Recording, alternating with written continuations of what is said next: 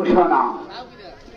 সম্মানিত মৎস্যজীবী ভাই ও বোনেরা, আসসালামু আলাইকুম।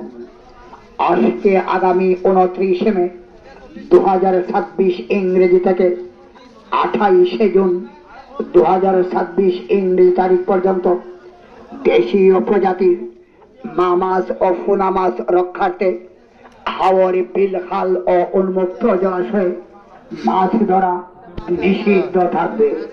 হাওর, বিল, খাল ও উন্মুক্ত জলাশয়ে মাছ ধরা নিষিদ্ধ থাকবে।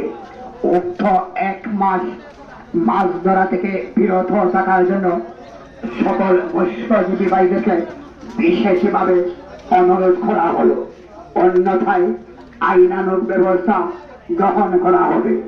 অনুরোধক্রমে সিনিয়র উপজেলা মৎস্য অফিসার, হবিগঞ্জ সদর, হবিগঞ্জ।